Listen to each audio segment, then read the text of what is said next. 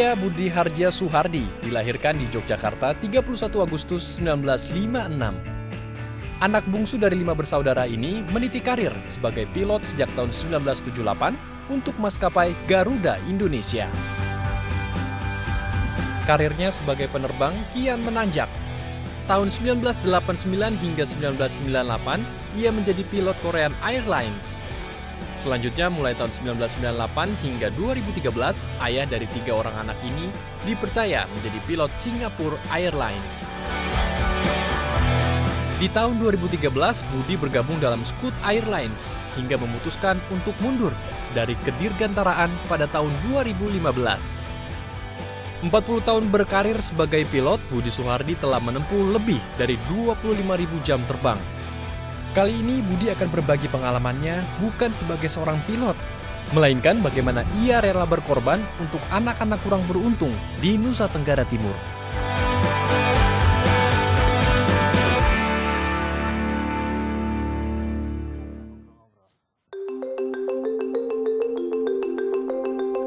Melakukan kebaikan tak perlu menunggu kaya. Inilah prinsip yang dipegang teguh oleh Budi Suhardi saat mendirikan Panti Asuhan Roslin di tahun 2000. Budi dan sang istri, Rosalinda Papagia Maria Lakusa, mendirikan Panti Asuhan Roslin atas dasar keprihatinan. Mereka tersentuh melihat anak-anak pengungsi yang mereka kunjungi di perbatasan Timor Timur tahun 1999. Pada tahun 2002, Panti Asuhan Roslin diresmikan. Hingga kini, Panti Asuhan Roslin telah merawat ratusan anak kurang beruntung dari berbagai daerah terpencil di Nusa Tenggara Timur. Atas dedikasinya dalam bidang kemanusiaan, Budi menerima penghargaan dari CNN New York sebagai The Real Heroes di tahun 2009. You can do better if you come along, join us. And I guarantee that this world will be a better place. And to the humanity, I accept the reward.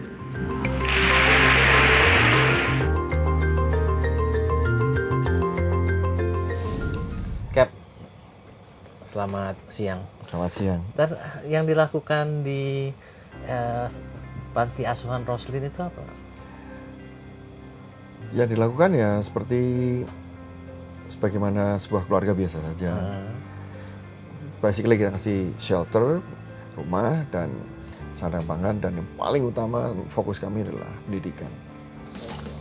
Jadi saat ini ada berapa anak di Panti Asuhan?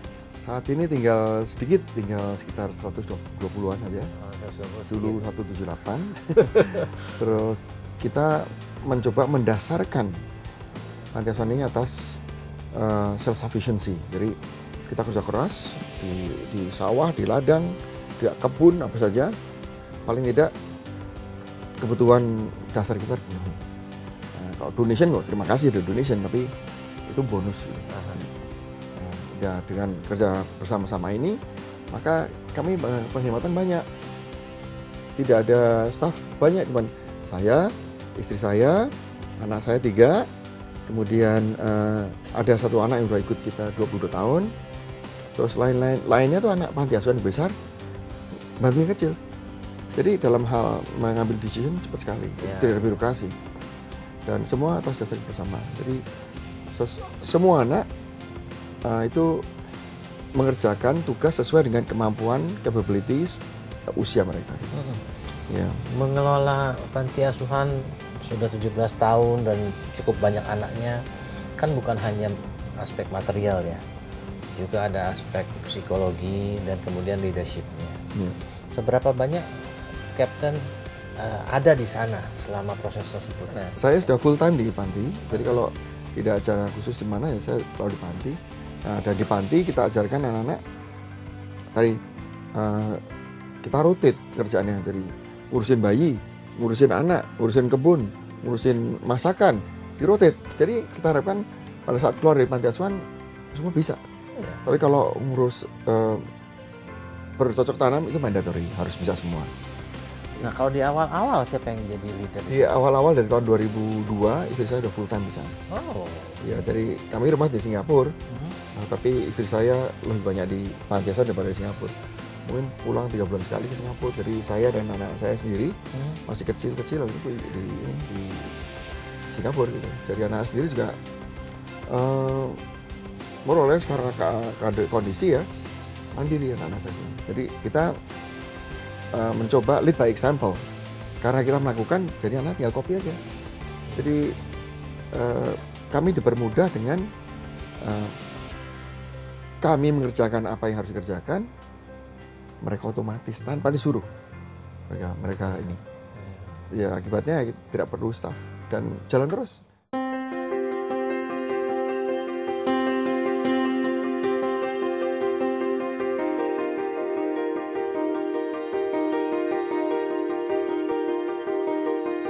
Panti Asuhan Roslin terletak di Desa Matani, Kecamatan Kupang Tengah, Kabupaten Kupang, Nusa Tenggara Timur.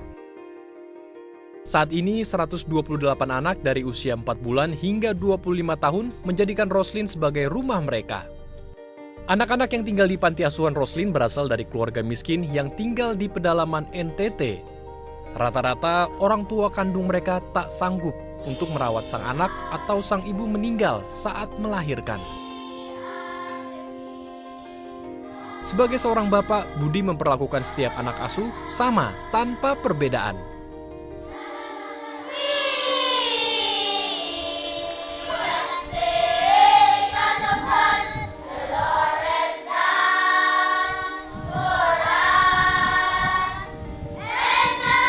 Berbeda dengan panti asuhan yang pada umumnya mengandalkan staf untuk mengurus segala keperluan anak-anak.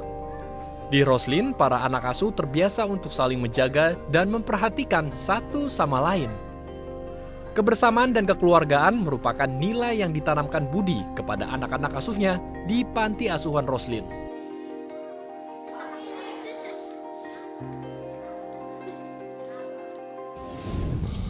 Cap, kalau seorang pilot kan, pada saat dia masuk ke kokpit, dia sudah tahu airport mana yang mau dituju. Iya. Kemudian dari airport sana ke airport lainnya ya. Yeah. So what is the next airport dari Panti Asuhan ini? Dengan apa yang kami punyai, kami bisa swasembada beras dan sayuran. Ya. Nah, dan juga jumlah anak sekian. Kami ingin menolong lebih banyak lagi. Jadi saya dan istri bermimpi dan dibantu anak saya juga semua, kita mau bikin eco village, desa organik. Oke. Nah, di desa organik ini kami ingin bermimpi punya asrama cukup untuk 1.000 anak. Wow. 1.000 anak sekolahkan semua. Pada saat mereka tidak berkegiatan pendidikan atau sekolah, mereka harus mau dengan saya, dengan istri saya, dengan anak saya kerja di pertanian, peternakan, masuk ikan, termasuk pertukangan atau apa juga. Nah, kita menghasilkan raw materials yang harus kita proses dulu menjadi finish product. Nah, setelah itu baru dijual. Ya. Nah, hasilnya untuk mereka sendiri. Jadi, kalau tahu sabun sudah tidak ada lagi, asal mereka bekerja keras, bisa sustain gitu.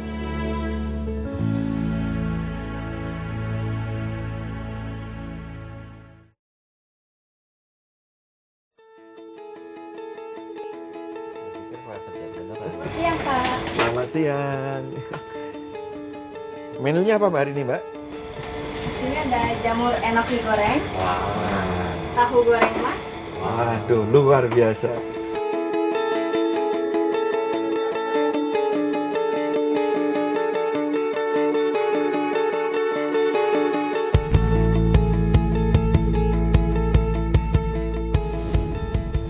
Cap, kalau nggak salah Captain orang Jogja ya? Iya. Terus kenapa jadinya ke Timor? Tahun 99 kami sedang makan estima di rumah, nostalgia. Mengingat-ingat masa senang kami di Korea. Kami tinggal di Korea Selatan 9 tahun. Wow. Jadi kami Station di sana waktu Iya, itu? tinggal di sana. Anak saya nomor 2 lahir di sana. Jadi sedang bernostalgia tentang di Korea Selatan, makan makanan istimewa, plus malam itu juga kami ingin secara bersama-sama keluarga merencanakan liburan keliling dunia 33 hari. Nah, tapi pada saat kami makan, kami lihat siaran televisi yang menayangkan kondisi pengungsi Timur Timur yang sangat menyedihkan. Itu tahun 99. 99 ya? Iya. Oh, begitu mereka merdeka ya? disintegrasi dengan kita. Nah,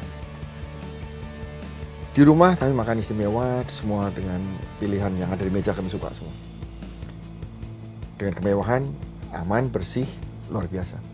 Tapi di televisi tadi kami lihat orang yang bisa dibilang nggak punya apa-apa. Ya. Tidak ada kepastian hidup juga.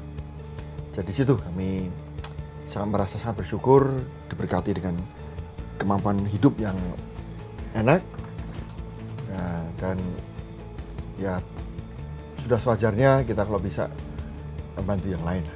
Nah di situ kami berdua setelah selesai makan, setelah selesai melihat tayangan televisi tadi, saya dan istri kita berdoa berdua, kita minta petunjuk lah gitu.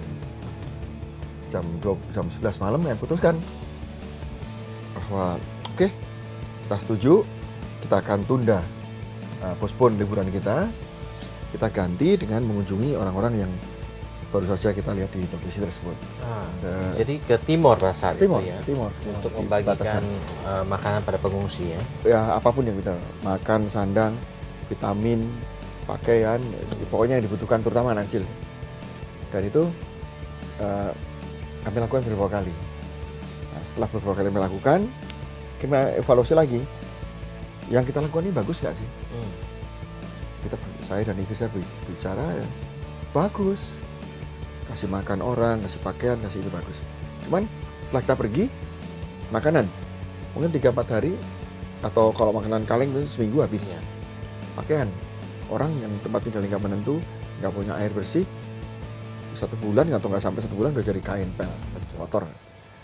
Vitamin juga habis juga. Jadi seperti hit and run, kita ke sana bagus. Kita pergi sama Kurang berkelanjutan. ya, datang lagi mau sampai kapan gitu loh. Akhirnya saya dan istri kita saling bicara, dan setelah itu istri saya bilang, urusin aja yang anak kecil. Ya, saya tanya, urusin bagaimana? Istri bilang, ya kita rumahkan. Rumahnya siapa? Akhirnya kita cari kontrakan. Kita ke Kupang cari kontrakan. Ya, dimulai. Itulah dari Panti Asuhan.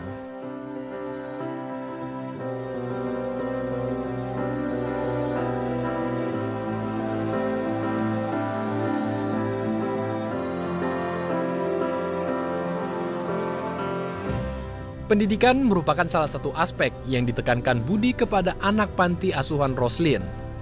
Melihat keberhasilan anak-anak asuh menamatkan pendidikan menjadi kebanggaan tersendiri bagi Budi. Setidaknya saat ini ada 4 anak panti asuhan Roslin yang resmi menyandang gelar sarjana. Salah satunya Yuelva Naomi Boimau atau yang akrab disapa Omi. Gadis kelahiran Taupi, Timur Tengah Selatan 25 tahun silam ini baru saja menamatkan pendidikan diploma 3-nya di Poltekkes Kementerian Kesehatan Kupang mengambil jurusan keperawatan gigi. Saya tinggal di Roslin sejak tahun 2009. Saya terlahir dari keluarga yang mau dibilang miskin, keluarga miskin sehingga tidak bisa bayar uang sekolah saya sehingga saya bisa datang ke sini. Dan kami ada 6 bersaudara, saya anak ketiga. Sebelumnya orang di kampung tidak percaya kalau saya ini datang sini untuk sekolah.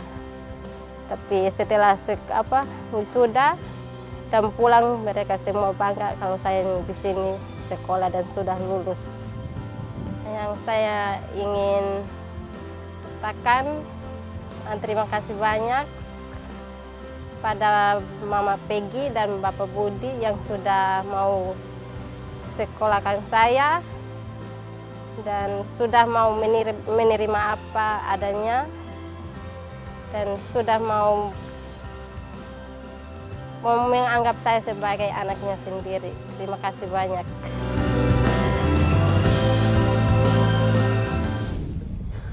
Captain sendiri bagaimana asalnya bisa mempunyai kepekaan sosial yang sedemikian tingginya? Oh jelas, semua dari orang tua ya.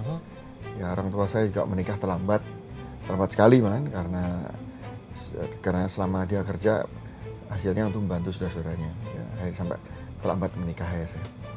Tapi selain dari itu ya kami sangat berkati Tuhan punya orang tua yang mengajarkan banyak values ke anak-anaknya. Apa values yang paling berkesan yang diajarkan ayah?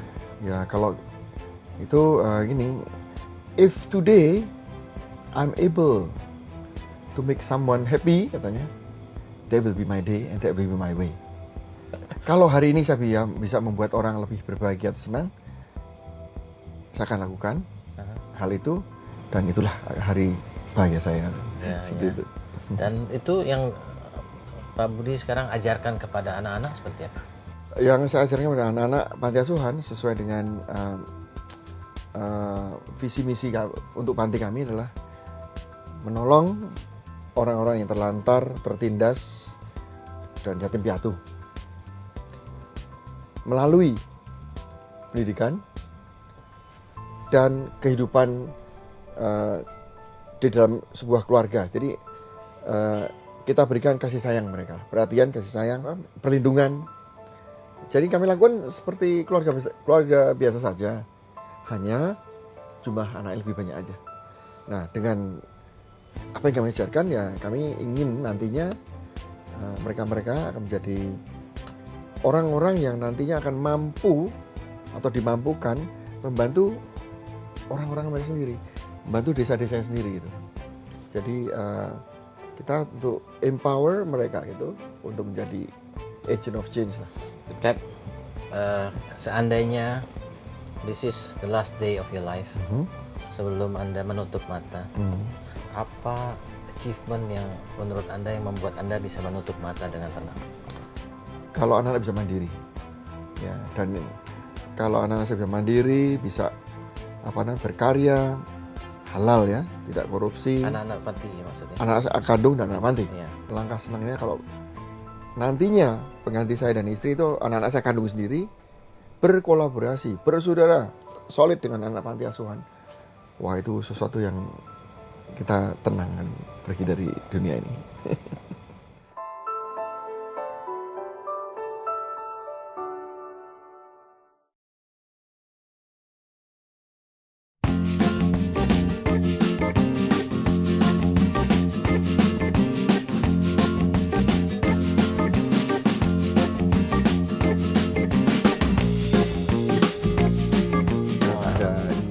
When was last time you pilot? May 2015. At the time resign Yeah. yang 2015 itu. 6 years before the retirement age. Oh, kenapa? Ya, 40 years is more than enough lah. Okay. It's time for the family. Yeah. Terus resign itu karena mau lebih banyak waktu untuk pengabdian atau bagaimana? Ya, bukan pengabdian ya, kita lebih bisa bersyukur lah. Dalam arti yang kita alami, kita diberikan Tuhan kecukupan lah, ya, cukupan, bukan berkelimpahan ya, berkecukupan selama ini. Jadi ya udah, kita di Kupang aja. Dan keluarga menyambut baik. Istri saya sangat mendukung, great, so you'll be home all the time. Yeah. Tak hanya menjadi rumah bagi ratusan anak miskin dan anak terlantar, Panti Asuhan Roslin juga mengajarkan kemandirian, salah satunya melalui bertani. Di lahan seluas 1 hektar inilah Budi melakukan eksperimen bercocok tanam dengan berbagai jenis tanaman. Tanaman yang tumbuh subur di lahan kering nan berbatu ini antara lain aneka sayur mayur, pisang, tomat, mangga, hingga pohon zaitun. Semua hasil perkebunan dimanfaatkan sebagai pasokan utama kebutuhan pangan sehari-hari di panti. Bisa menghasilkan berbagai kebutuhan pangan di lahan tandus merupakan sebuah keajaiban bagi Budi. Dengan kreativitas dan ketekunan, ia dan sang istri Peggy berhasil menciptakan media tanam yang dapat digunakan untuk menanam berbagai jenis sayuran. Melalui kegiatan ini, Budi berharap dapat menciptakan ketahanan pangan untuk masyarakat yang tinggal di wilayah tandus. Karena usahanya pada Februari 2016, ia mewakili Indonesia untuk berbicara mengenai transformasi lahan di Pampanga, Filipina, Dalam Asia Pacific Forestry Week yang diselenggarakan oleh Food and Agriculture Organization of the United Nations atau Badan Ketahanan Pangan PBB. Sebenarnya kalau ada orang atau pemerintah mau mengcopy apa yang sudah dilakukan oleh Roslin ini, tinggal di copy aja ya. Mau ke Papua, mau kemana aja. Tanah-tanah gersang yang tidak selama ini penduduknya banyak yang tidak mampu mengolahnya, itu bisa semuanya kalau mau. Iya. Jadi ini kan baru sistem tanamannya. Maksudnya sistem berjalannya desa berkebutuhan ini maupun juga bisa men-take care anak-anak yang tidak mampu ini sebenarnya bisa tinggal di copy aja kan. Itu tinggal di copy saja. Self-sustaining system gitu. Bukan hanya self sufficiency saja, kita bisa membantu program pemerintah. Kita baru bisa mencegah aliran urbanisasi yang tidak perlu ke kota. Ya, selama ini kan orang yang tinggal di sana itu karena satu pendidikan rendah, tidak mampu berpikir secara lebih luas lagi, sehingga mereka melihat tanahnya sebagai apa adanya. Oh, tanah berbatu sudah nggak bisa nanam karena tanahnya nggak bagus, panas, dan hidupnya tergantung pada hujan, ya kan? Nah, padahal tanah itu kalau diolah dengan sistem kami kerjakan, mereka tidak perlu kemana-mana, mereka bisa tinggal di tempat mereka berada, bisa community development bisa terjadi, ya. Yang paling penting apa? Kalau mereka tetap di sana dan berkembang, usia potensi, yang potensial untuk produktif, yang jusnya daripada tempat itu ya, tidak pindah. Kalau mereka pindah, kemungkinan kebudayaan extinct ada. Atau ya kalau siapapun mau bersama-sama kami di sana, tinggal di kami, boleh. Kami bukan yang paling tahu. Kami mencoba dan ternyata ya setelah kami mengalami pasang surut ups and downs selama 17 tahun, saya rasa yang cara kami terapkan ini ya untuk kami yang paling tepat. Ya mungkin orang datang bisa menyempurnakan lagi ya. Wah, kita terima kasih sekali.